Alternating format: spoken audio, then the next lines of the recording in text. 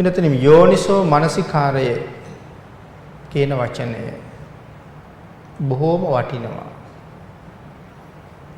එදිනෙදා තමන් පාවිච්චි කරන තමන්ගේ ඉන්ද්‍රියන් විවිධ කටයුතු සඳහා අපි මේ ඉන්ද්‍රියන් භාවිතා කරනවා. ඒ ඉන්ද්‍රියන් කොහොමද සතියෙන් භාවිතා කරන්නේ? සිහියෙන් ඉන්ද්‍රියන් භාවිතා කරන්නේ කොහොමද කියන කාරණාව. අපි කලින් දේශනාවේදී සාකච්ඡා කළා යම් පින්කමක් වාගේ කටයුත්තක් කරන අවස්ථාවක මේ පින්කම් කරනකොට යෝනිසෝ මනසිකාරය නැති වුණොත් පින් සිද්ධ වෙනවා වගේම පව් සිද්ධත් වෙනවා. නිරන්තරයෙන් අපිට පව් සිද්ධ වෙනවා වැඩි. පින්කම් කරනකොටත් පිනුයි පව් දෙකම කලවමේ සිද්ධ වෙනවා. එහෙම කලවමේ සිද්ධ වෙන්නේ අපි සඳහන් කළා සමහර වෙලාවට පින්කමේ යෙදලා ඉන්න වෙලාවේ තව කෙනෙක් කරන ක්‍රියාවක් අපිට ගැළපුණේ නැත්නම් අපිට ද්වේෂසිතක් උපදින්න පුළුවන්. යම් පුද්ගලයෙකුගේ තවත් ක්‍රියාවක් එහෙම නැත්නම් සතෙකුගේ බලපෑමක් එහෙම නැත්නම් මේ කාලගුණික විපර්යාසයක් මේ වගේ දෙයක් ඇති වුණොත් ඒත් අපේ හිතේ කේන්තියක් ඇති වෙන්න පුළුවන්. යටත් පිරිසෙන් වැඩිපුර ඇඟට අවුරස්මිය දැනුණත් වර්ෂාවෙන් බාධාවක් ආවත් අපිට කේන්තියක් උපදිනවා. පින්කම තුළ ශ්‍රද්ධාව පිහිටවාගෙන ඉන්න තෙක් කුසල් වැඩෙනවා. ඒ අතර මේ වාගේ ද්වේෂයක් උපදිනකොට අකුසල් පිරෙනවා. එහෙමනම් ඒ වාගේ ද්වේෂ සහගත අවස්ථා උදා වෙනකොට ඒක කලින්ම තමන්ගේ මනසෙන් දකින්න පුළුවන් වෙන්න ඕනේ මට ද්වේෂයක් උපදිනවා. ඒක මම පාලනය කරගත යුතුයි කියලා කල්පනා කරලා ඒක පාලනය කරගන්න සිහි තියෙන පුද්ගලයා තමයි ඒ අකුසලයෙන් බේරෙන්න වෑයම් කරන පුද්ගලයා. ඒකට කියනවා යෝනිසෝ මනසිකාරයක් අවශ්‍යයි කියන කාරණාව. ඒක අපි සාමාන්‍ය ජීවිතයට එකතු කරගත්තොත් පින්කමක් කරන වෙලාව නෙමෙයි මේ සාමාන්‍ය ජීවිතෙත් අපිට හරියට මේ සිහිය නැති නිසා අකුසල් පිරෙනවා.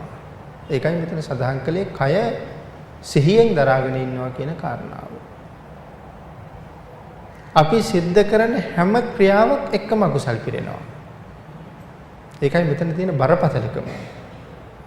මාර්ගඵලයක් නොලැබූ පුද්ගලයා බොහෝ වෙලාවට අනතුරු පැත්තට බර වැඩි කියලා කියන්නේ මෙන්න මේ නිසා. එදිනෙදා කරන හැම ක්‍රියාවක්ම අපි සඳහන් කළොත් අපි හවසට මල් නෙලනවා. බුද්ධ පූජාව සඳහා අපි මල් නෙලනවා.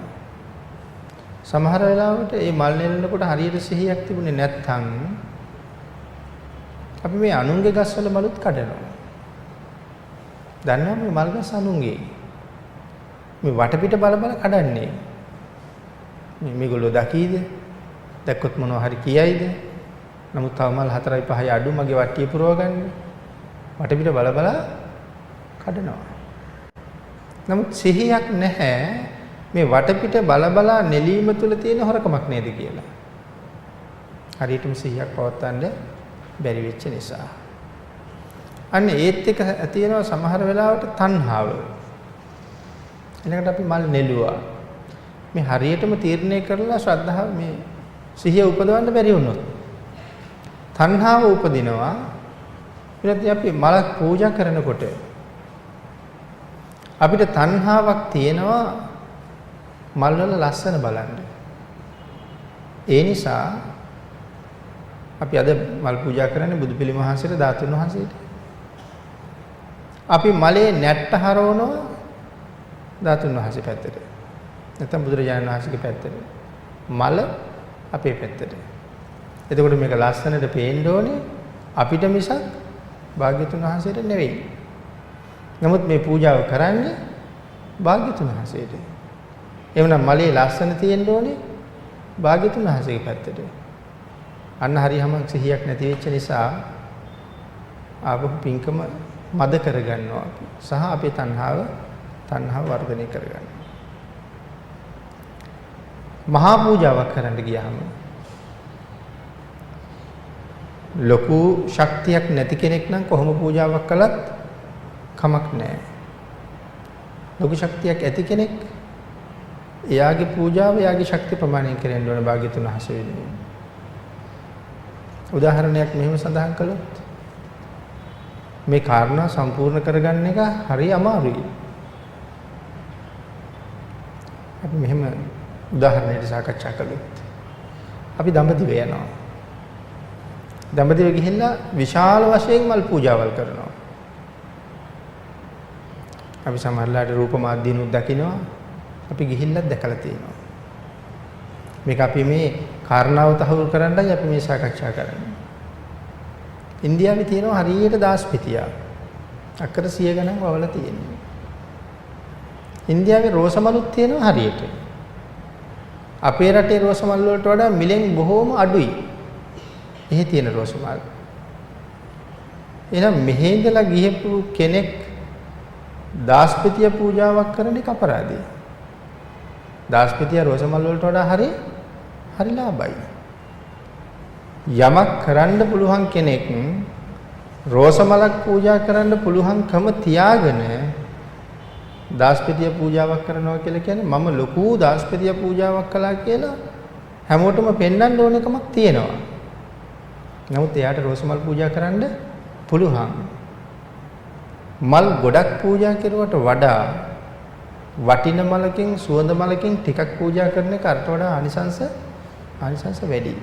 ඒක අරට වඩා සුවඳයි ඒකට වඩා වටිනවා. අඩු වටිනාකමක් තියෙන මල් ගොඩක් අරගෙන පූජා කළත් එයාගේ දානේ දාන දාස කියන ගණයට යනවා. මට කරන්න පුළුවන්. නමුත් මම මේක කළේ නෑ. දාන දාස කියන තැනට යනවා. නම් මේ සෑම කටයුත්තක් තුළම මේ සිහිය මේක මෙහෙම සාකච්ඡා කරන්න තීරණය කළේම සතිපට්ඨානය නිසාමයි. එදිනෙදා කටයුතු කරනකොට ඒක කොච්චර වටිනවද සිහිය. ඊළඟට අපි භාවනා මධ්‍යස්ථානයකට ගිහිල්ලා අපි භාවනා කරනවා. දවස් 7 8 10 12 නතර වෙලා භාවනා කර පුරුදු වෙනවා. ඒක හරි වටිනවා. සිහිය පිහිටවන්න පුරුදු කරනවා. නමුත් අපි ඊළඟට කල්පනා කරන්නේ නැහැ දවස් 10ක භාවනා වැඩසටහනේ ඉඳලා ගෙදර ආපු අපි අර පුරුදු කරපු සිහියෙන්ම ගෙදර ඉන්න උත්සාහ කරනවාද? ගෙදර ආවට පස්සේ ඔක්කොම ඉවරයි. එනයිති අර දවස් 10ක් තිස්සේ ගත කරපු කාලේ ඒකෙන් කිසිම ප්‍රයෝජනයක් අරගෙන නැහැ.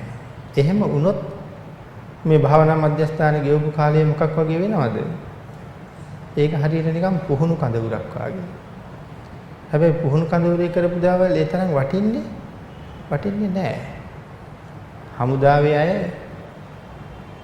ඒගොල්ලන්ගේ පුහුණු කාලය ඉවර කරලා විසිර යනකොට උත්සවයක් ගන්නවා. ඒ විසිර යන උත්සවයේදී ඒගොල්ලෝ මේ සංදර්ශනය ඉදිරිපත් කරනකොට අර වෙඩි උණ්ඩ එහෙම විශාල වශයෙන් වියදම් කරනවා. හැබැයි මේ පාවිච්චි කරන බොහෝ වෙඩි උණ්ඩ සාමාන්‍ය හැබැයි යුද්ධෙදි පාවිච්චි කරන්න පුළුවන් ඒවා නෙවෙයි. හඬ විතරක් පිට වෙන අවස්ථාව සම්පූර්ණ කරන දේවල්. නමුත් සැබෑ යුද්ධෙට ගිහිල්ලා බලන්න ඕනේ. අර පුහුණු කඳවුරේ ඉන්නකොට කටයුතු කෙරුවට වඩා හාත්පසින්ම වෙනස් යුද පිටියට ගියහම කටයුතු කරන්න ඕනේ හැටි. එහෙනම් භාවනා මධ්‍යස්ථානයේ ඇතුලේ ඉන්නකොට අපිට ගැටෙන්න ආයේ බොහොම අඩුයි. අපේ පාඩුවේ අපේ කටයුත්ත කරගෙන අපි එතන හිටියා. නමුත් ගෙදර ආවට පස්සේ ස්වාමියා එක්කත් ගැටෙන්න ඕනේ, බිරිඳ එක්කත් ගැටෙන්න ඕනේ, දරුවෝ එක්කත් ගැටෙන්න ඕනේ. සමහරලාට ගෙදර ඇතිදැඩි කරන සොරතල් සත්තු එක්කත් ගැටෙන්න ඕනේ, අල්ලපු ගෙදර අය එක්කත් ගැටෙන්න ඕනේ. දැන් මෙතන තමයි යුද්ධේ තියෙන්නේ. එහෙමනම් අතනදී හොඳ පුහුණුවක් අරන් තියෙන්න ඕනේ. මෙතන හොඳට යුද්ධේ කරන්න. ඒ කියන්නේ එතන පුරුදු වෙච්ච දෙයින් මෙතන පාලනය කරලා කටයුතු කරන්න පුළුවන් වෙන්න ඕනේ. සිහිය. නම් එදිනෙදා ජීවිතේ සිහිය පැවැත්වන්න මනා වූ පුහුණුවක් අත්‍යවශ්‍යමයි. මෙතන මේ සිහිය කියන එක කොයිතරම් වටිනවද කියන කාරණාවට හොඳ උදාහරණයක් තියෙනවා අපේ රටේ. අතීතයේ අපේ රටේ වැඩ හිටපු මහ තෙරුන් වහන්සේ නමක් අපවත් වෙන්න ආසන්නයි. උන්වහන්සේගේ කුටිය ඇතුලේ උන්වහන්සේ මේ අපවත් වෙන්න මරණය තමා වැළඳ ගන්නා තුරු කය බොහොම අපහසුයෙන් පවත්වාගෙන ඉන්නේ.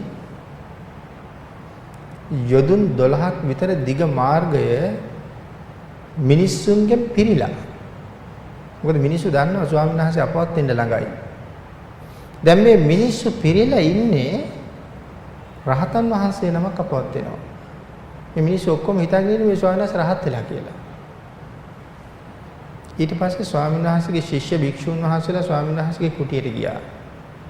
ගිහිල්ලා ඇහුවා ස්වාමීනි ඔබ වහන්සේ ලබාපු යම් ඵලයක් තියෙනවද කියලා. උන්වහන්සේ කිව්වා නෑ ආයුෂ්මතුනි. මේ ජීවිතේ ලබාපු කිසිම ඵලයක් මේ මාර්ග ඵලයක් ඇතුළු කිසි ඵලයක් නැහැ මගේ. ස්වාමීනි හරි ගැටලුවකට මුහුණ පාලයි තියෙන්නේ. මේ 12 යොදුනක් මාර්ගයේ දහස් ගණන් ලක්ෂ ගණන් මිනිස්සු පිරීලා ඔබ වහන්සේ රහත් වෙලා ඉන්නේ රහතන් වහන්සේ අපවත් වෙන්නයි ලෑස්තියි කියලා ඔබ වහන්සේ දැකලා වැඳ ගන්න. මොකද කරන්නේ ස්වාමීනි කියලා අහුවා. න්‍යායශූත්‍රෙ කිසි ඵලයක් නැහැ. මගේ අදිෂ්ඨානයක් තියෙනවා කවදා හරි දවසක මෛත්‍රී බෝසතාණන් වහන්සේ දැකලම මෛත්‍රී බුදුරජාණන් වහන්සේ දැකලම තමයි සංසාරේ කෙරවල කරන්න කියලා මගේ ප්‍රාර්ථනාවක් තියෙනවා. ඒ නිසා මේ ජීවිතේ මම ඵලයක් ලැබුවේ නැහැ. කමක් නැහැ. කීප දෙනෙක් අල්ලලා මාව මේ ඇඳ උඩ ඉඳන්න කිව්වා. ශිෂ්‍ය ස්වාමීන් වහන්සේලා උන්වහන්සේලා නැගිටලා උන්වහන්සේව ඉඳෙව්වා. එහෙනම් දොර අඩවල් කරලා එළියට යන්න හොඳයි කියලා කිව්වා. මම කතා කරනකොට ඇතුළට එන්න කිව්වා. ස්වාමීන් වහන්සේ ඇඳේ වාඩි කරවලා උන්වහන්සේලා එළියට ගියා දොර අඩවල් කරලා. එළියට යනවත් එක්කම ස්වාමීන් වහන්සේ කතා කළා. කතා කරුවාට පස්සේ ශිෂ්‍ය ස්වාමීන් වහන්සේලා ඇතුළට ආවා. ආයුෂ්මතුනි හරි. ඒගොල්ලෝ බලාගෙන හිටියේ රහතන් වහන්සේ කෙනෙක් අපවත් වෙනවා කියලා. හරි මම මේ ඵලය ලබා ගත්තා. දැන් ඒ බලාපොරොත්තු ඔක්කොම මුදුන්පත් වුණා. එතකොට බලන්නකො ස්වාමීන් වහන්සේලාට දොර අඩවල් කරලා එළියට යන්න කිව්වා. දොර අඩවල් කරලා එළියට යන්න ඕනවද ගන්නවා. මේ වෙලාවේ කයේ විඳින්න තියෙන උපරිම වේදනාවල් විඳ විඳ ඉන්න මොහොතක්. අර ස්වාමීන් වහන්සේලා අහනවා ස්වාමීනි ආශ්චර්යයි ස්වාමීනි කළ නොහැකි අවස්ථාවක ඔබ වහන්සේ මේ තරම් ඉක්මනට මේ වැඩේ කළාද? අන්න ඒ වෙලාවේ ස්වාමීන් වහන්සේ මතක් කරනවා මහණෙනි මේක නෙමෙයි අමාරු වැඩි. මේකේ තරම් අමාරු වැඩක් නෙමෙයි මට. මොකද්ද අමාරු වැඩක් මම කියන්නද කියලා ඇහුවා. එහෙමයි ස්වාමීනි. පැවිදි වෙච්ච දවසේ ඉඳලා මේ මොහොත වෙනකන් සිහියෙන් තොරව ඉරියව්වක් පවත්වපු මොහොතක් මගේ ජීවිතේ මතක නැහැ කිව්වා. සෑම ඉරියව්වක්ම ඊටාම සිහියෙන් මම පැවැත්තුවා. මේ රහත් වෙන එක නෙමෙයි අමාරු සිහියෙන් ඉරියව් පවත්වන එකයි අමාරු වැඩි කියලා උන්වහන්සේ සඳහන් කරනවා. එhmenan ඊට පස්සේ සඳහන් කරනවා මෛත්‍රී බෝසතාණන් වහන්සේ බුද්ධත්වයට පත් වෙනවා දැකලම පිරිනිවන් පාණ්ඩයි හිටියේ. මේ මිනිස්සුන්ගේ බලාපොරොත්තුව හින්දා මං ඒ තණ්හාවත් අතහැරලා දැම්මා. එතන තියෙන තණ්හාවක් නේ. මං ඒකත් අතහැරලා දැම්මා මං සංසාරේ ඉවර කරගත්තා. එනම් මොනතරම් ඒ සිහිය දියුණු වීම තුළ උන්වහන්සේ කටයුතු කරලාද. ඊළඟට පින්නතනේ මේ පිටකයේ එක සූත්‍රයක සඳහන් කරනවා පන්සිල් පද 5 සතිපට්ඨානයේ වර්ධනය සඳහාත් සතිපට්ඨානයේ සිල් ආරක්ෂා කිරීම සඳහාත් හොඳම මාර්ගයයි කියලා. පන්සිල් රකින්න සතිපට්ඨානයත් පන්සිල් ඇතුළු සියලුම සිල් සතිපට්ඨානයත් සිල් රකින්න සතිපට්ඨානයත් සතිපට්ඨානය සඳහා සීලයත් හොඳම මාර්ගයයි. මේ පිටකයේ එක සූත්‍රයක සඳහන් කරන්නේ. එහෙමනම් මේ සිල්පද 5 අපි අතින් කැඩෙන්නේ. ඒ කැඩෙන්නේත් මෙන්න මේ සතිය කියන ධර්මතාවය නැති නිසාම තමයි සිල් කැඩෙන්නේ. කොයි තරම් බොරුවක් කියන්නේ නැහැ කියලා හිතාගෙන හිටියත් නොදැනම කියවෙනවා. කියන්නේ සිහිය හොඳටම හොඳටම මදි ගතිය. තණ්හාවක් තියෙනවා. එතකොට ඒ තණ්හාව ඇති නොවෙන්න කොහොම සිහියෙන් ඉන්න ඕනේද? අපි මෙහෙම කිව්වොත් මෙතන මේ දේශනාවට සම්බන්ධ වෙච්ච කෙනෙක් බලාගෙන ඉන්නවා මම අහවලාටත් එන්න කිව්වා නමුත් තාම නෑ දේශනාව පටන් ගන්නත් ළඟයි. දුරකථන ඇමතුමක් දීලා අහනවා කොහෙද ඉන්නේ? ඒ පුද්ගලයා තාම ඉන්නේ අපි ගේමු බොරැල්ලේ. එයාට ඕනකමක් තියෙනවා මගේ මිත්‍රයාට මං ඊට වඩා ළඟ ඉන්න බව හඟවන්න. ඉන්නේ බොරැල්ලේ. නමුත් මෙයා කියනවා ඉන්නේ රාජගිරිය කියලා. තණ්හාවක් තියෙනවා මං දැන් ළඟ කියලා කියන්නේ. සිහි නෑ බොරැල්ලේ ඉඳගෙන ඉන්නේ රාජගිරිය කියහම කියවෙන්නේ බොරුවක් කියන කාරණාව කිහිමව සිහියක් නෑ. එහෙනම් මෙන්න මේ සිහිය පවත්වන්න බැරි වෙච්ච නිසා පංචශීලයේ ආරක්ෂා කරන්න කොයිතරම් අපිට අපහසුතාවයක් ඇති වෙලා තියෙනවද? එහෙමනම් සිහිය කියන කාරණාව ජීවිතේ මොන තරම් වටිනාකම් එකතු කරනවද කියන කාරණාව පැහැදිලි කරනවා. ඊළඟට මේ තණ්හාව මේ නිවන් දකින මාර්ගයේ තියෙන්න ඕන මට්ටමයි මේ මාර්ගඵල ලබන්න ඕනේ මාර්ගය. අපිට හම්බ වෙනවා බොහෝම ප්‍රණීත ආහාරයක්. සාමාන්‍ය මව්පියන්ගේ සිරිත තමයි ප්‍රණීත දෙයක් හම්බෙච්චාම ඒක දරුවන්ට තියාගන්නේ. දැන් දරුවන්ට තියාගත්තා මේක මගේ දරුවන්ට දෙනවා. ඒ අතර මුණ ගැහෙනවා තමන්ගේ මිත්‍රයාගේ දරුවා. එහෙනම් මගේ දරුවා වගේම මිත්‍රයාගේ දරුවා දිහත් මම බලනවාද? අරකින් කොටසක් මේ දරුවාට දෙනවද?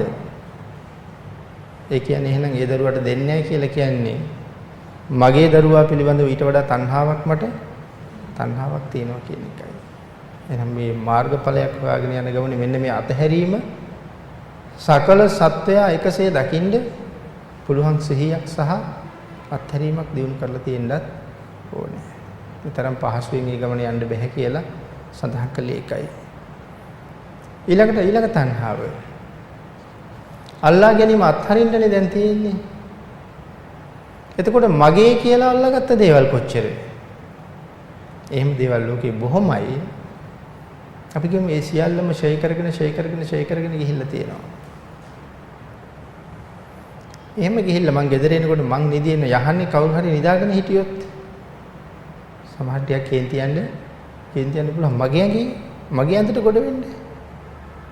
එහෙනම් මගේ ඇඳ ඒක මගේ කියලා පෞද්ගලිකකරණය කරගෙන තියෙනවා. මගේ කෝප්පේ, මගේ පුටුව, මගේ කොට්ටේ එහෙම පෞද්ගලික වීමක් තියෙනවා. එහෙනම් අන්නේ පෞද්ගලිකකරණයත් අතහැරෙන්න ඕනේ. ඉතින් සාමාන්‍ය ජීවිතේ මේ කියන්නේ මාර්ගඵලයක් හොයාගෙන යන ජීවිතේ වැඩෙන්න ඕනේ හැටි මගේ යයි පෞද්ගලික වූ කිසි දෙයක් නැතිෙන්න ඕනේ. ඊළඟට පින්නතේ භාග්‍යතුන් වහන්සේ දේශනා කරලා තියෙනවා මේ සංඝසතු ආරාම. මේ සංඝසතු ආරාම වලට පිවිසෙනකොට භික්ෂුන් වහන්සේලා නම් මෙහෙම දේශනා කරනවා. වැලි සහ මඩ පිටින් ආරාමය ඇතුළට යන්නත් බෑ. ආරාමය ඇතුළේ වැලි දාන්නත් බෑ මඩ ගන්නත් බෑ. ඒ නිසා මේ අතීතයේ හැම විහාරයක් ගාවම තව හරි වටින කාරණාවක් මේ කුටියක් විහාරයක් හදනකොට අංග සම්පූර්ණ කරන්න ඕන නම් මේ ටිකත් කරන්න ඕනේ නේද කියලා. අතීතයේ කුටියක් විහාරයක් ගාවට යනකොට එතන ජලය තියලා තියෙන වෙනම. ඒ කියන්නේ මඩ දූවිලි තියෙනවා එතන හොදනවා. එතන සෝදලා ඊළඟට ඒ වතුර පිහ ගන්න දේවල් ඒක හොඳට පිහින පාපිසි එහෙම නැත්නම් වෙන පිහ ගන්න උපකරණ තියලා තියෙනවා. මොකද මඩ පිටින් යන්නත් බෑ. පාද හොදගෙන තෙත පිටින් යන්නත් බෑ. උපසම්පදා භික්ෂුන් වහන්සේට නම් මේ දෙකම අවතක්. මඩ පිටින් ගියත් අවතක් තෙත පිටින් ගියත් අවතක්. ඒ නිසා හොඳ සිහියක් තියෙන්න ඕනේ. මේක මහා සංඝයාට පූජා කරපු ආරාමයක්. ඒ නිසා මට විතරක් නෙමෙයි. ඒ නිසා මෙහි පිරිසිදු භාවය මම උපරිමයෙන් තියන්න ඕනේ. ඊළඟට භාග්‍යතුන් වහන්සේ ඉන්න සුගන්ධ කුටියට ඇතුල් වෙනවා නම් අපිට කොහොමවත් එහෙම අපිරිසිදුවෙන් ඇතුල් වෙන්න බෑ. ඒ සිහිය තියෙන්නත් ඕනේ. ඉතින් එහෙම සිහි නැති නිසා සමහරලාට දොර ළඟ පාපිෂ්ණාවක් තිබුණත් අපි විහාරයේ ඇතුළට ගිහිල්ලා අපේ විලුඹ බිම ගහන සිරිතක් තියෙනවා. එතකොට වැලි ටික තියෙන දුවිලි ටික ඔක්කොම ඇතුළේ නිකම් වැටෙනවා සිහිමදි. ඒ තුලින් රැස් වෙන්නේ බොහෝ අකුසල. එතකොට මේ සිහිමද ගතියත් එක්ක තව කොයිතරම් සංසාරේ දික් කර ගන්නවද? මේ සියලුම කාරණාවන් වෙනුවෙන් නේද භාග්‍යතුන් වහන්සේ මේ සතිපට්ඨාන සූත්‍ර දේශනාවේ මේ කරුණු පැහැදිලි කරන්නේ. මේ සාමාන්‍ය ජීවිතේ පවත්වන්න ඕනේ සිහිය. එහෙනම් මේ කරුණුත් එකතු කරගෙන පිළිතුර මේකට හරි වටිනවා ඉරියාපත භාවනාව. හැමෝටම කරන්න පුළුවන් භාවනාවක්. හැමතැනම හැම වෙලාවෙම කරන්න පුළුවන් භාවනාවක්. මේ ඉරියව් සිහියෙන් පවත්වනවා කියන කාරණාව. එහෙනම් ජීවිතේ මුලින්ම ප්‍රගුණ කරන්න ඕන භාවනාවල් අතර තියෙනවා ඉරියාපතේ මුල්ම තැන. ඒ ඔක්කොම පැත්තක දාලා ආනාපාන සතියට ගියා කියලා ඒ තරම් සාර්ථකත්වයක් දකින්න බෑ. එහෙනම් මේ වාගේ භාවනා ක්‍රම ජීවිතේ පුරුදු කරන එක නිවන් සොයාගෙන යන්නත් එදිනෙදා ජීවිතේ නිරන්තරයෙන් වැඩෙන අකුසල ධර්මයන්ගෙන් බේරෙන්නත් හරියට වටින නිසා මේ ඉරියාපතේ පිළිබඳව ලොකු අවබෝධයක් සහ පුරුද්දක් තියාගන්න එක වටිනවා. ඒ කරුණු කාරණා ටිකත් ඒ විදිහට සිහිපත් කරගත යුතුයි. පින්නතින එතනින් අපි හොයාගෙන යන මාර්ගඵලය පළවෙනි මාර්ගය සෝවාන් මාර්ගය. අධිචිත්ත, අධිසීල, අධිප්‍රඥා. අධිසීල කියලා කියන්නේ උපසම්පදා සීලයට. නමුත් සෝවාන් වෙන්නේ උපසම්පදා ස්වාමීන් වහන්සේලා විතරද? සාමණේර ස්වාමීන් වහන්සේලාත් සෝවාන් වෙනවා. ගිහි උපාසක උපාසිකාවොත් සෝවාන් වෙනවා.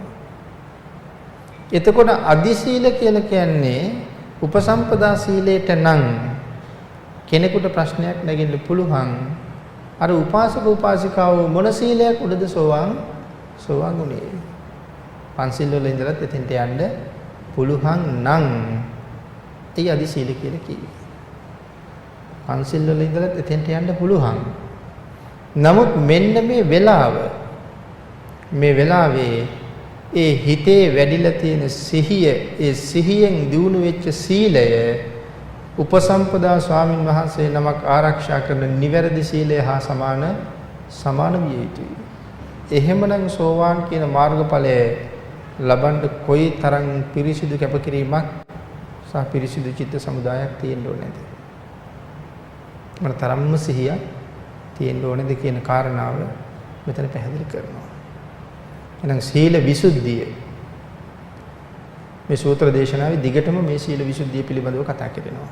සීල විසුද්ධිය අත්‍යවශ්‍යමයි. ඒකත් සිහියෙන්ම සම්පූර්ණ කරන්න ඕනේ.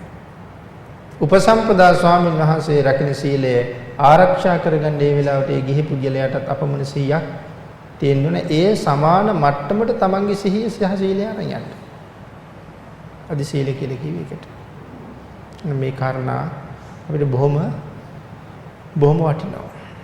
නම් මේ ශාලාව තුල සද්ධර්ම ශ්‍රවණය කරන වෙලාව, මෙතනින් පිට වෙලා යන වෙලාව, දවසින් දවස යමක් අරගෙන යනවා කියලා කියන්නේ යටත් පිරිසෙන් දවසින් දවස සිහියේ වැඩි දියුණු භාවය ඇති කරගන්නම අවශ්‍ය වෙනවා. ඊළඟට පින්නතුනේ අපි භාග්‍යතුන් වහන්සේ පැහැදිලි කරනවා කතමේ චත්තාරෝ මේ සූත්‍රයේ කතමේ චත්තාරෝ කියලා භාග්‍යතුන් වහන්සේ පැහැදිලි කරන්නේ උන්වහන්සේ අපෙන් අහන ප්‍රශ්නයක්. කතමේ චත්තාරෝ කියලා ප්‍රශ්නයක් අහනවා. ඒ ප්‍රශ්න ක්‍රමයට කියන්නේ මේ සූත්‍රයේ හඳුන්වන ප්‍රශ්න විදි ගණනාවක් තියෙනවා. ප්‍රශ්න අහන විදි ගණනාවක් තියෙනවා. ඒ ගණනාවෙන් එකක් කතේතු කම්යතා පුච්චා. කතේතු කම්යතා පුච්චා කියලා සඳහන් කරන්නේ උත්තර දෙන ස්වභාවයෙන් යුක්තව අහන ප්‍රශ්නය. භාග්‍යතුන් වහන්සේ මේ ප්‍රශ්නේ අහන්නේ අපෙන් උත්තරයක් බලාපොරොත්තුෙන් නෙමෙයි. උත්තරෙත් උන්වහන්සේම දෙන්නයි අහන්නේ. අපිත් සමහර කෙනෙකුගෙන් ගිහිල්ලා අහනවා මම ඊයේ ගමනක් ගියා. මේ අපේ සාමාන්‍ය කතාවේදී. ඊළඟට අර කියන කෙනාගෙන් මම අහනවා දන්නවද? මම දන්නවා මං කොහෙද ගියේ කියලා ඒ පුජ්‍යලයා දන්නේ නැති බව. නමුත් මං අහනවා මං ඊයේ ගමනක් ගියා දන්නවද? මං එහෙම දන්නවද කියලා අහන්නේ එයා මගෙන් නෑ කියන උත්තරේ දෙනකන් ඉන්න නෙමෙයි. ගියපු දිහා මමම කියනවා. කතේතු කම්මිතා පුච්චා කියලා කියන්නේ ඒකයි උත්තර දෙන ස්වභාවයෙන් අහන ප්‍රශ්නේ. නැත්නම් කියනු කැමැත්තෙන් අහන ප්‍රශ්නේ. ඊළඟට තව එකක් තියෙනවා අනුමැති පුච්චා. අනුමැති පුච්චා කියලා කියන්නේ අනුමැතිය ලබා ගැනීමේ බලාපොරොත්තුවෙන් අහන ප්‍රශ්න. යම් කාර්යයකට අනුමැතියක් බලාපොරොත්තුවෙන් අහන ප්‍රශ්නෙට කියනවා අනුමැති පුච්චා කියලා. ඒ වගේම සඳහන් කරනවා දැකපු දේවල් සංසන්දනය කරගන්න අහන ප්‍රශ්න. දිට්ඨ සංසන්දතා දැකපු දේවල් සංසන්දනය කරනවා. ඔබ කියන දේ මම දැකපු දේ දෙකම එකක්ද කියලා සංසන්දනය කරන්න මට කලින් කියලා තියපු දෙයක් මම අහනවා ඒකේ මෙහෙමත් තිබුණාද මේ විදිහටත් තිබුණාද සංසන්දනය කරනවා. එහෙනම් ඒකට කියනවා දිට්ඨ සංසන්දනතා සංසන්දතා සංසන්දනය කිරීම වෙනුවෙන් අහන ප්‍රශ්න. ඊළඟට සඳහන් කරනවා දන්නේ නැති දෙයක් අහගන්නවා. අදිත්ත යෝතනා මම දන්නේ නැති දෙයක් අහනවා. අදිත්ත යෝතනා කියලා සඳහන් කරනවා ඒක. මේ වගේ ප්‍රශ්න ක්‍රම කීපයක් භාග්‍යතුන් වහන්සේ සඳහන් කරලා තියෙනවා. මේ ප්‍රශ්නය කතේතු කම්මිතා පුච්චා කියනු කැමැත්තෙන් අහන ප්‍රශ්නය. කතමේ චත්තාරු භාග්‍යවතුන් වහන්සේම ප්‍රශ්නය අහලා අපි උත්තර දෙනකම් බලාගෙන ඉන්නේ භාග්‍යවතුන් වහන්සේම උත්තරයක් සපයනවා. මන්ද කියනු කැමැත්තෙන් අහන ප්‍රශ්නයක් නිසා කියලා සඳහන් කරනවා තමන් වහන්සේම උත්තරේ දෙන්නේ.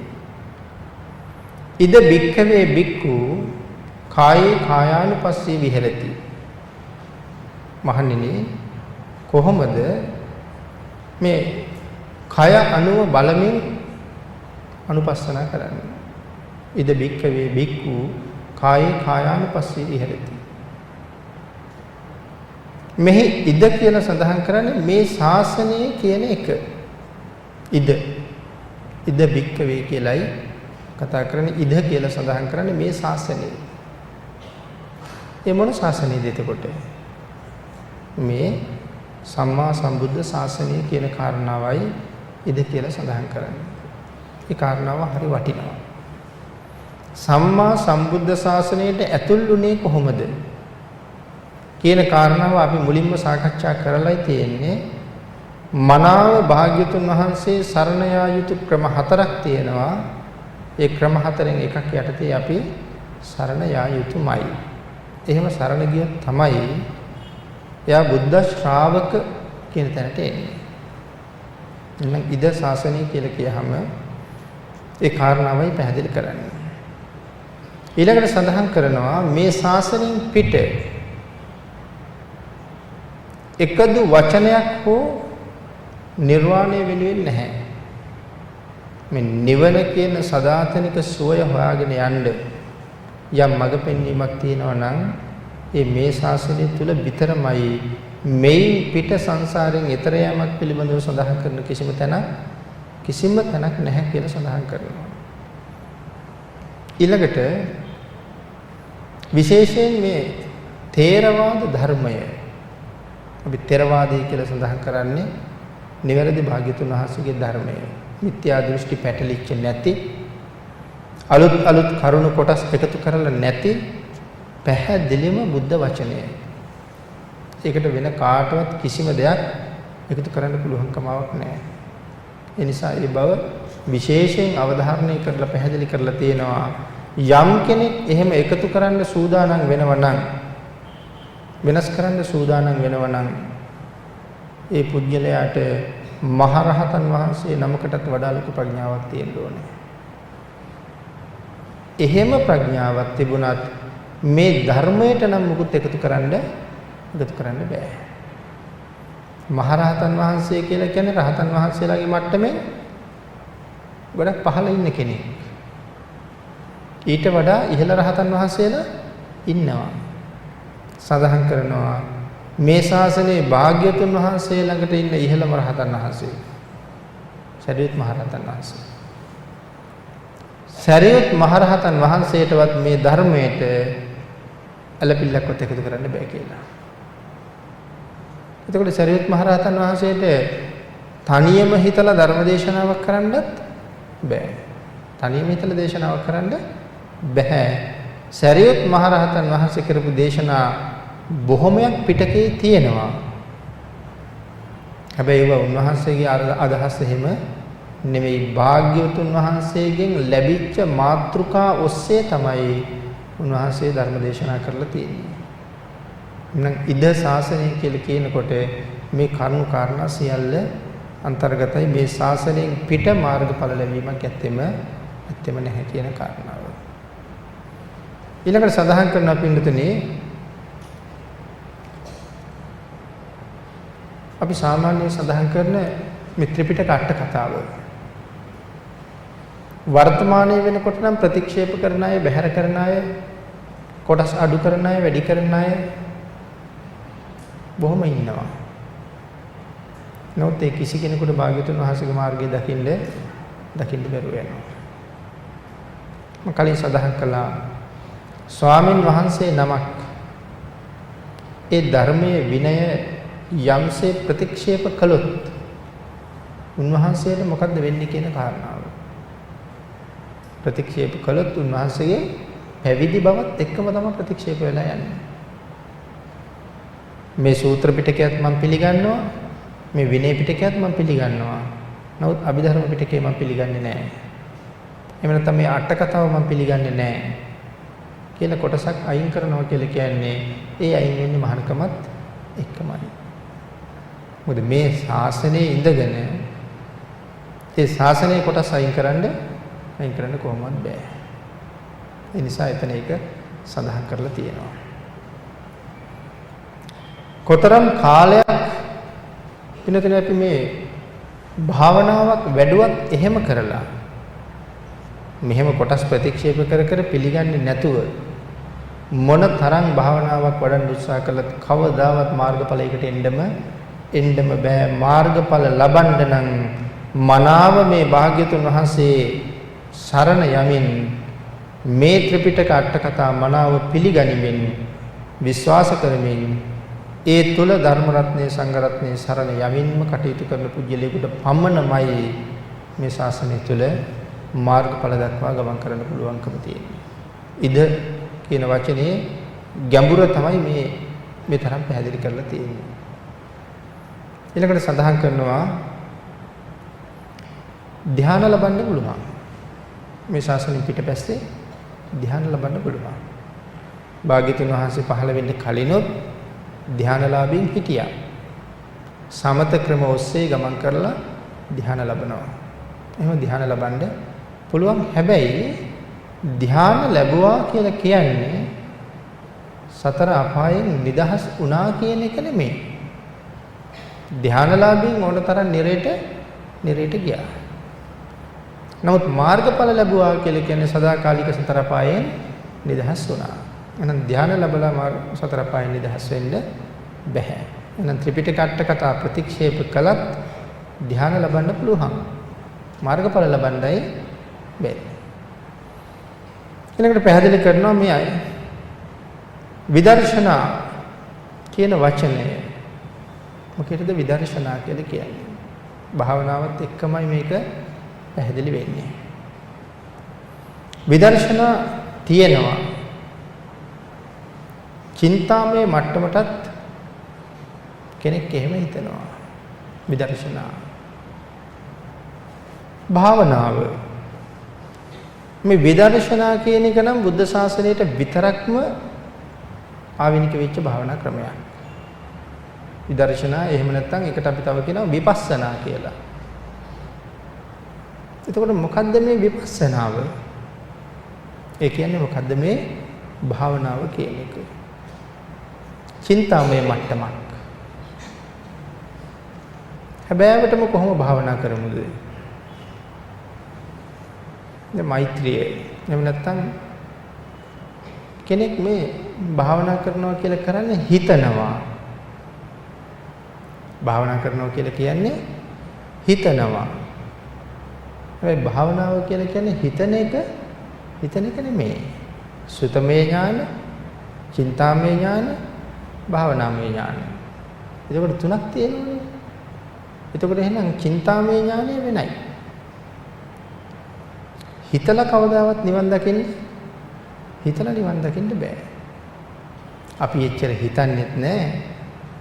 හිතලා නිවන් දකින්න පුළුවන් නම් ඔය බටහිර රටවල් වල ඕන තරම් රහතන් වහන්සේලා පහළ වෙන්න පුළුවන්. ඒගොල්ලෝ අපිට වඩා කොච්චර හිතනවද? දැන් මෙතන ඉන්න පිරිසේ බොහෝ අය අපි මෙහෙම උදාහරණයක් ගත්තොත් දැන් අපි මේ පාවිච්චි කරන වාහනයක්. මේ වාහනේ ඔය ක්‍රියාකාරීත්වයේ තියෙන කොටස ගලවලා බලහම පුදුම හිතෙනවා මේ විදිහට මේක හිතුවේ කොහොමද? ඒ ඉන්ධන ලිහිසි ද්‍රව්‍ය ඔයිල් වාගේ දේවල් සමහර තැන් වලට ගමන් කරලා තියෙන්නේ මේ යකඩ කූර නූලක් වාගේ ප්‍රමාණයක ඉරක් කපලා තියෙන යටට මේ කෙස් ගහ වාගේ එක දිග තමයි අවශ්‍ය තැනට ඒ තෙල් ගමන් කරලා තියෙන්නේ. ඊටත් වඩා සියුම් තැන් තියෙනවා. එතකොට මේක නිෂ්පාදනය කරපු කෙනා මොන තරම් හිතලා තියෙනවද මේකට? ගුවන් යානයක් හදපු කෙනා බිම දිගේ යන්නත් ඕනේ. යම් ප්‍රමාණයකට වේගය වැඩි වෙන්නත් ඕනේ. වේගය වැඩි වෙනකොට ඉහළට ඉස්සෙන ක්‍රමයක් තියෙන්නත් ඕනේ. ඒක පිටිපස්සේ ඉස්සලා බෑ ඉස්සරහින්ම ඉස්සෙන්න ඕනේ. ඒක ඉහළට යනකොට යම් මට්ටමක ගමන් කරන්න ඕනේ. මෙන්න මේ පීඩන මට්ටමේ පවතින්න ඕනේ. මේ දේවල් කල්පනා කරුවොත් පින්නතේ අපිට කවදාවත් හිතන්න පුළුවන්ද මෙයා හිතපු හිතවිල්ල? එහෙම හිතලා නිවන් දකින්න පුළුවන් නම් මේගොල්ලෝ හැමෝටම කලින් නිවන් දකිනවා. එමේ අපි හිතනවා වගේ ලක්ෂ වාරයකින් හිතලා නෙමෙයි තියෙන්නේ. හිතලා කවදාවත් නිවන් දකින්න බෑ. චින්තාමය මට්ටමකින් කවදාවත් එතෙන්ට එන්න බෑ. එහෙමනම් එතෙන්ට එන්න පුළුවන්කම තියෙන්නේ භාවනාමය ඥානයක් තුලින්මයි. ඉමස්මින් ශාසනේ එහෙම නැත්නම් ඉද යනුවෙන් මෙතන අවධාරණය කරලා තියෙන මේකයි කියලා සඳහන් කරනවා. එහෙමනම් භාවනාව කියලා කියන්නේ විපස්සනා. පස්ස කියලා කියන්නේ බලනවා. පාලියෙන් පස්ස කියලා කියන්නේ බලනවා. එතකොට වි කියලා විශේෂණ පදයක් තියෙනවා. විශේෂයෙන් බලනවා. දැන් මොකක්ද දිහාද බලාගෙන ඉන්නේ? වේදනාව දිහා බලනවා නම් වේදනාව දිහා බලාගෙන ඉන්නවා. මතු මේ වේදනාවයි කියලා හිතනවා හැම නෙමෙයි. වේදනාව දිහා බලනවා. මගේ දන හිසෙයි වේදනාව තියෙන්නේ. බොහොම විවේකීව මම මේ වේදනාව ඇති වෙන හැටි බලනවා. අන්න එතනයි භාවනාව තියෙන්නේ. විපස්සනා කියලා කිව්වේ ඒකට. විශේෂයෙන් බලනවා මේක දිහා. එහෙම නැත්නම් අපි කරන්නේ හිතනවා. හිතලා ඒක කරන්න බෑ. සමහර වෙලාවට ආනාපාන සතිය වැරදුනොත් මේ හුස්ම ආනාපාන සති භාවනාව වඩපු අයත් වඩන අයත් ඇති. හුස්ම නාස්පුඩුවෙන් ඇතුළට යෑමත් පිටවීමත් කියන දෙක බලාගෙන ඉන්න කියලා කියන්නේ.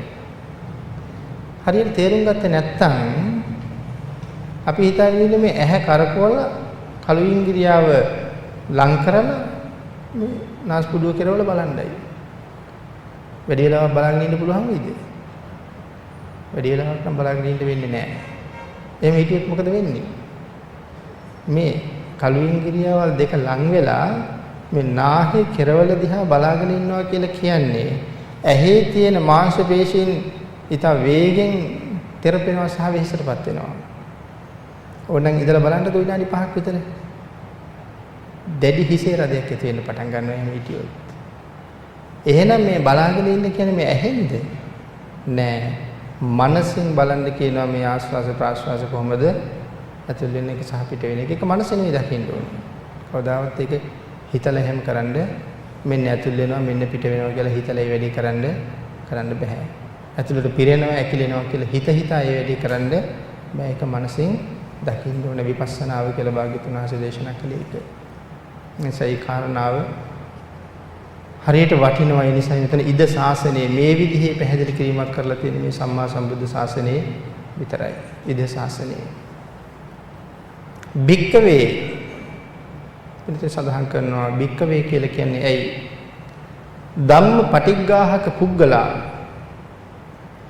ආලපන මේතං භික්කවේ කියලා සඳහන් කරන්නේ. ධම්ම පටිග්ගාහක පුද්ගලා ආලපන මේතං. ඇයි එහෙම සඳහන් කරන්නේ කියලා කියනවා. ධර්මය හාත්පසින් ග්‍රහණය කරන්නා වූ පිළිගන්නා වූ පුද්ගලයාට කරන ආමන්ත්‍රණ මාත්‍රයක් කියලා විස්තර කරනවා. ධර්මයේ හාස්පතින් ග්‍රහණය කරන්නා වූ සහ පිළිගන්නා වූ පුද්ගලයාට කරන්නා වූ ආමන්ත්‍රණ මාත්‍රයක් තමයි මෙතන භික්කවේ කියලා සඳහන් කරන්නේ. භාග්‍යතුන් වහන්සේ භික්ෂුන් වහන්සේලාට ආමන්ත්‍රණය කරපු ක්‍රමය. එතකොට ඒ භික්ෂුන් වහන්සේට ආමන්ත්‍රණය කෙරුවේ. භික්ෂු භික්ෂුණී උපාසක උපාසිකා කියලා සිව්වණක් පිරිසක් ඉන්නවා. සිව්වණක් පිරිසක් එතන ඉන්නවා. නමුත් මෙතන මහණෙනි නැත්තම් භික්කවේ කියලා ආමන්ත්‍රණය කළේ භාග්‍යතුන් වහන්සේට කීකරු කෙනෙක් විතරයි නිවන් දකින්නේ. භාග්‍යතුන් වහන්සේට අකීකරු නම් කවටවත් නිවන් දකින්න බෑ. එහෙනම් භික්ෂුව කියලා කියන්නේ භාග්‍යතුන් වහන්සේට ඊටාම කීකරු කෙනා. භික්ෂු කියලා කියන්නේ.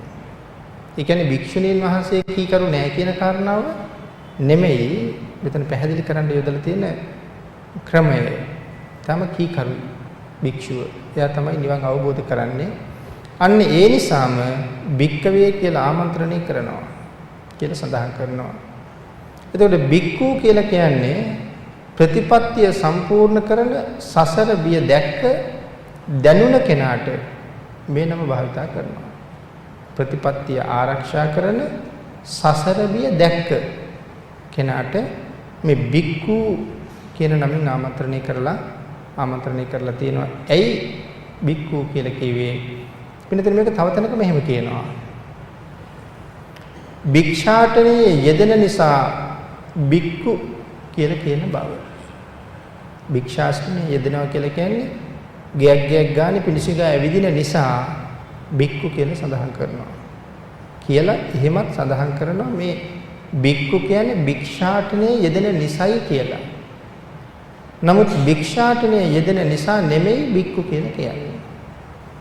සසරට බය වෙච්ච කෙනා ධර්මයේ තුල ඉන්න කෙනා භික්ඛු කියලා විශේෂයෙන් පැහැදිලි කරලා තියෙනවා. ඒ කාරණාව සඳහන් කරනවා පිඬිසිඟා වැඩි පමණින් භික්ෂු නොවන බවත් සංසාරයේ බිය දකින් නැත්තම් භික්ෂුවක් කියලා ආමන්ත්‍රණය කරන්න පුළුවන්කමක් නැති බව. සංසාරයේ බිය දකින්න කෙනයි භික්ෂුව කියලා ආමන්ත්‍රණය කරන්නේ. ඊළඟට සඳහන් කරනවා මේ භික්කවේ කියලා ආමන්ත්‍රණය කරාම අන්‍ය වූ දෙවියන්ට ගිහි මිනිසුන්ටත් මාර්ගඵල ලැබෙනවා. භික්කවේ කියලා ආමන්ත්‍රණය කරලා තමයි දේශනාව කරන්නේ. නමුත් දේශනාව අහගෙන ඉන්න දෙවියෝ, බ්‍රහ්මයෝ, ගිහි පැවිදි මේ හැමෝම මාර්ගඵල ලබනවා. ඒ ඇයි කියන කාරණාව මෙතන සඳහන් කරනවා. භික්ඛු කියන්නේ ප්‍රතිපත්ති පූර්ණය සිව්වණක් පිරිසෙන් භික්ෂුවම ශ්‍රේෂ්ඨයි. ප්‍රතිපත්ති පූර්ණයට මේ සිව්වණක් පිරිසෙන් භික්ෂුවම ශ්‍රේෂ්ඨයි කියලා සඳහන් කරනවා. ඇයි එතකොට සිව්වණක් පිරිසෙන් භික්ෂුවම ප්‍රතිපත්ති පූජාවට නැත්නම් ප්‍රතිපත්ති පූර්ණයට සුදුසුයි කියලා සඳහන් කරන්නේ? ඒ කාරණාව නැවත විශේෂයෙන් සිහිපත් කරනවා. භාග්‍යවතුන් වහන්සේගේ අවවාදයේ බාර ගැනීමේදී භික්ෂුව හැමට වඩා ශ්‍රේෂ්ඨයි කියලා කියන්නේ ඇයි? පින්නතනේ මේ භික්ෂුවට නිර්වාණය වෙනුවෙන් කටයුතු කරනවා හැර වෙන බාහිර දේවල් මොකවත්ම නැහැ. නමුත් ගිහි ශ්‍රාවකයාට සහ ශ්‍රාවිකාවට ඊට වඩා බොහෝ බාහිර කටයුතු තියෙනවා. ගෙදර වැඩත් කරගෙන, දරුවන්ගේ වැඩත් කරගෙන, රැකී රක්ෂාත් කරගෙන ව්‍යාපාර කටයුතුත් කරගෙන ඒ සේරම දේවල් කරන ගමන් තමයි ඒගොල්ලෝ විමුක්තියක් උදෙසාද කටයුතු කරන්න ඕනේ. එතකොට ඔළුව නිදහස්ම නැහැ. බොහෝ දේවල් ඔළුවේ තියෙනවා. හෙට අනිද්දාට මේ විදිහට අහවල් වෙලාවට මේ දේ කරන්න ඕනේ කියලා බොහෝ දේවල් තියෙනවා. නමුත් භික්ෂුන් වහන්සේට මේ මොකවත්ම නැහැ. එක අරමුණයි තියෙන්නේ නිවන සොයා ගමන් කරන එක. ඒ හින්දා මෙයාගේ ඔළුව හොඳට නිදහස්. හොඳට ඉඩ තියෙන මේක ඉඩ තියෙන භාජනයක් කියලා ධර්මයේ හඳුන්වන්නේ. මේ භික්ෂුවගේ හිත හොඳට ඉඩ තියෙන භාජනයක්. ඒ භාජනයේ ඉඩ තියෙන නිසා ඒකට හොඳට වක් කරලා පුරවන්න පුළුවන්. මොනවද මේකට වක් කරන්නේ? ධර්මය. මේ නිදහස් හිතට ධර්මයේ වක් කරලා පුරවන්න හොඳට ඉඩ තියෙනවා. අන්න ඒ නිසාම මෙතන නිවන් සොයාගෙන යන මාර්ගයේ භික්ෂුව ශ්‍රේෂ්ඨයි කියලා සඳහන් කරලා තියෙනවා. භික්ෂුව වේගවත්, ඉක්මන්. ඒ නිසා තමයි භාග්‍යවතුන් වහන්සේ මේ සූත්‍ර දේශනා කරනකොට භික්ෂූණී කියලා නැත්නම් මහණෙනි කියලාම ආමන්ත්‍රණය කරලා තියෙන්නේ. ඊළඟට පැහැදිලි කරනවා භික්ෂුව කොයිතරම් නිදහසේ ඒ ගමන යනවද? භික්ෂූණී කියලා ආමන්ත්‍රණය කෙරුවේ. රජුවන්ට ආමන්ත්‍රණය කළා කරපු දේශනා තියෙනවා. භික්ෂුව ඊටාම නිදහසේ ගමන යන නිසා භික්ෂූණී කියලා ආමන්ත්‍රණය කළා. රජුත් එක්ක ආපු පිරිසට සමහරලාට සියලු දෙනාට ආමන්ත්‍රණය කරනවා මහරජ කියලා. ඒකෙන් පැහැදිලි කරන්න හදන්නේ භික්ෂූණී කියලා ආමන්ත්‍රණය කළාට ඒ ධර්මය අනිත් අයටත් ගෝචරයි. රජුවන්ට කතා කරාම අනිත් පිරිසටත් කතා කළා වගේ කියන කාරණාව සඳහන් කරනවා. ඊළඟට මේ භික්ෂු කියන වචනේ ගිහි අයට යොදන්න බැරිද කියලා ප්‍රශ්නයක් අහනවා. ගිහි කෙනෙකුට භික්ෂු කියන්න බැරිද? සඳහන් කරනවා ඇතැම් තැනක ගිහි කෙනෙකුටත් භික්ෂු කියලා කියන්න පුළුවන්. හැබැයි විශේෂ කාරණාවක් සම්පූර්ණ කරලා තියෙන ගිහි කෙනෙකුටයි භික්ෂු කියලා කියන්නේ. එතන සඳහන් කරනවා කාටද මේ ශාසනයේ ගිහි කෙනෙකුට භික්ෂු කියලා කිව්වේ? සන්තති ඇමති. අපි සන්තති ඇමති කියන කාරණාව කලින් සාකච්ඡා කළා. මේ ශෝකය පිළිබඳව කතා කරන වෙලාවේ හිතේ දුක. සන්තති ඇමති භික්ෂුවක් කියලා භාග්‍යවතුන් වහන්සේ හැඳින්වනවා. අර තමන් එක්ක හිටපු කාන්තාව මරණයටපත් වෙච්ච නිසා ඇතිවෙච්ච ශෝකය දරා ගන්න බැරුව බුදුරජාණන් වහන්සේ ගාවට යන්නේ.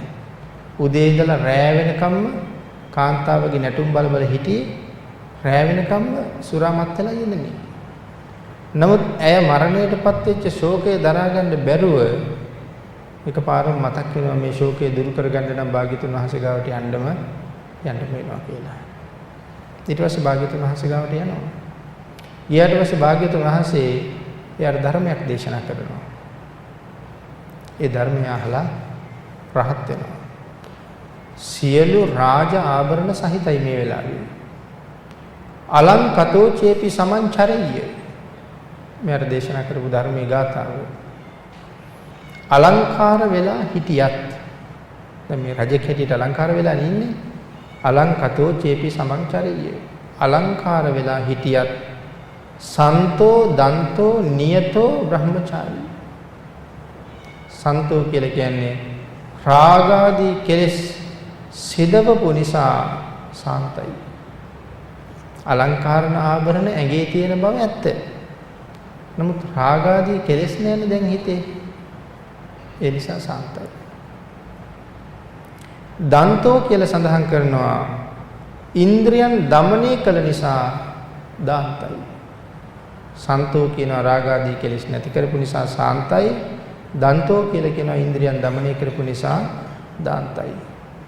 නියතෝ නියම වශයෙන්ම සතර මග සතර ඵලයට සුදුසුයි. මේ ඉන්ද්‍රියන් দমনය කරලා කෙලෙස් නැති කරපු කෙනා නියත වශයෙන්ම සතර මග සතර ඵලයන්ට සුදුසුයි. බ්‍රහ්මචාරී ශ්‍රේෂ්ඨ හැසිරීම බ්‍රහ්මචර්යාව කියන තැනට මෙයාට පැමිණෙන්න පුළුවන්. සබ්බේසු භූතේසු නිධාය දණ්ඩං. සියලු සාහසික ක්‍රියාවන්ගෙන් මේ පුද්ගලයා වැළකීලා ඉන්නේ. කිසිම සාහසික ක්‍රියාවක් එයා ගාව නැහැ. ඉන්ද්‍රියන් සියල්ලම দমনය කරලා ඉන්නේ. එන සාහසික ක්‍රියා ගහ මරා ගන්න, එන කොටා ගන්න යන කිසිම ක්‍රියාවක් නැහැ. සියලුම සත්වයාට සබ්බේසු භූතේසු නිධාය දණ්ඩං. සියලුම සත්වයාට ඔහුගෙන් අභය ලැබිලා තියෙන්නේ. අන්න ඒ පුද්ගලයා ආර්ය භාවයේ සිටින උතුම් පුද්ගලයෙක් බවට පත් වෙනවා. ආර්ය භාවයේ සිටින උතුම් පුද්ගලයෙක්. මෙයා බාහිත පාපී එහෙම නැත්නම් සමිත පාපී කියලා හඳුන්වනවා.